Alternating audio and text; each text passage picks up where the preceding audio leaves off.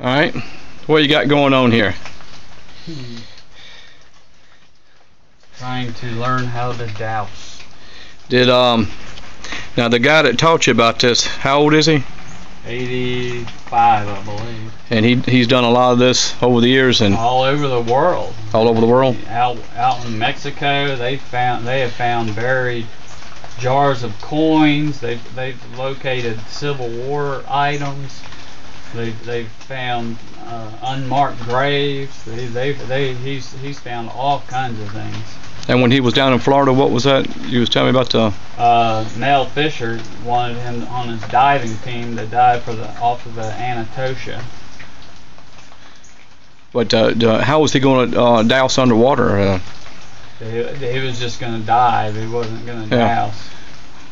But you can douse over water. So you can find things. Let me see if I can find anything. So he's teaching you the arts of dowsing. Now the setup that you got here is like a metal thing. It's like he done some metal. It's a brass rod. It's a brass rod. Solid brass. Brass or copper works best. Okay. For the rods, it's called an L rod, obviously, because it looks like an L. And I'm using little copper holders. That way it can turn freely on its own without any encouragement by my hands, even if I was trying to do it subconsciously. So this, I can't do it. It goes automatically. So, and you clear your mind and you visualize what you're looking for, and you're slowly rotating. Like if I want to find a battery, a big battery, and I slowly am turning, and as I get closer to a battery, it's crossing. So it's telling me if I keep going straight in that direction that there's a battery. So I'll ask it, am I pointing in the right direction of the batteries? And it crossed. So I can walk forward and keep going, and as I get closer, am I still going in the right direction? And it's starting to cross again. Okay. Am I getting closer? Am I within 10 feet of it? Crosses so it again. It answered you. So keep visualizing. And as I'm going, now, as I get closer, they get more active.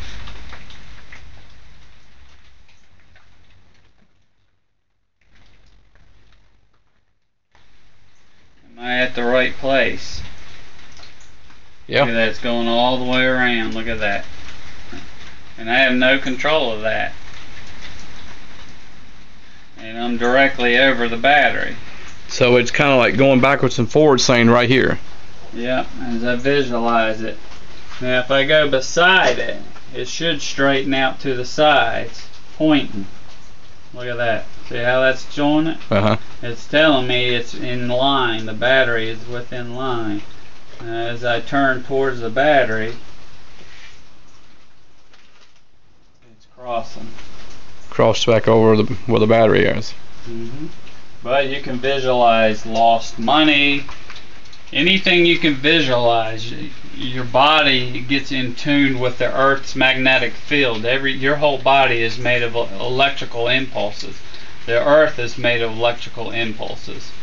And you're visualizing what you're looking for in the ground, and it basically like a vibration, and it sends it back to you right through it. So you can look for anything that you want, that you can visualize, Indian relics. Yeah, it takes practice, and the more psychic abilities that you have, the better that you are. Everybody has some degree of psychic powers. It's like if you went to pick up the phone right before it rang. Everybody's done that. For some reason you knew that phone's going to ring. Right. And you go for it and it rings. It's everybody has it. Right. And with practice, you can tune in better. And the ones who have it more, you know, are even better. Right. But everybody's got some of it, you know, whether it's very light, you know, everybody's got a little something. The old man who taught you how to do this, I'd like to get with him and we have an interview with him, and because I'm seeking the lost Confederate gold, KGC gold or whatever. So if we get to certain areas, this ought to help out. Or for an example, let's say we find a sign, a tree with the Bible marking or whatever on it, and then you can go to that tree, then you can start picturizing the gold or something other, and that would probably point the direction that you need to go to next. Right. Okay. And this, I mean, these will detect. I mean, you may be looking at 20, 30, 40 miles away, and it will point. It will point to there. You literally can follow it, and it will keep going, and it'll point more and more and more. So let's say you found a clue, for an example. You know, the KGC would hide a gun under the ground, all right? Now let's say you picked up a gun or whatever for metal detecting or something, and usually the barrel is pointing to the way of the next lead. Next clue. Now you could take that and visualize and really concentrate the next clue. That should point towards the next clue then. Right. All right. And they will point the way in the direction that you need to go. If you're saying, you know, I'm visualizing this gold is buried here in this general area, and as you're rotating, your body should sense the vibrations, and it'll guide you in the direction you need to go. You know, I'm just now learning. Right, it's very interesting. And it's a lot to learn, and these guys that, I mean, they've documented hundreds of times of locating oil wells, locating water wells, and tell you exactly how deep the water is before you hit it. Well, old Mr. Maxey, I remember when I was a kid, he used to use like a willow branch, or whatever he used, and people would call him around, and when they was building a new home or whatever, and let him find the water source for them, especially in the mountain areas here in the Blue Ridge Mountains. You know, it's hard to find water, and there was a lot of places people would call him, and he would find water, and they'd be so thankful because you'd be in the mountain terrains, and he would find water. And I remember that when I was a kid, but I'd forgotten about this. I've never seen this copper brass method here. You've got a lot of different designs. Does the old guy that you are getting lessons from, did he teach you how to make these designs, or these are experimental designs? These are experimental, and the ones that work the best seem to be the ones that have the copper with it. And if you were looking for silver, and you would want to add silver to your rods, and that would actually help tune in better trying to find the silver. So you would take maybe a copper wire like this and put silver inlay around it.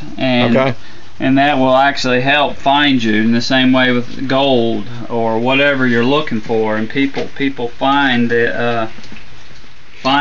So I should take, if we're looking for the KGC gold, take and make one of these, and we'll get gold wire. You could use some form of gold, and that should help tune you in better. Okay, well I will definitely do that then. On that, and you can look on YouTube and Google it, and you'll see hundreds of videos on dowsing, and the ones to watch are the ones that are really old men.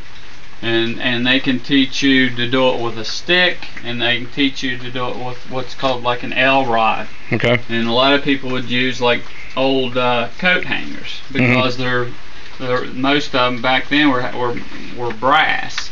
So just a regular coat hanger, you can make a set of L rods to douse with. Okay. And usually they don't have to be really long. The handle, the L part might be 5 inches by 12 inches, and that'd be perfect for dowsing. All right. Well, we'll go out here and we'll experiment with some of these and try them out a little bit. Yeah. I'd like to. Hopefully, we'll get to meet this guy here for too much longer and get some lessons from him. We'll do some blind studies, like you can hide something, and we'll try to find it. Okay. Great. And there'd be no doubt about it. All right.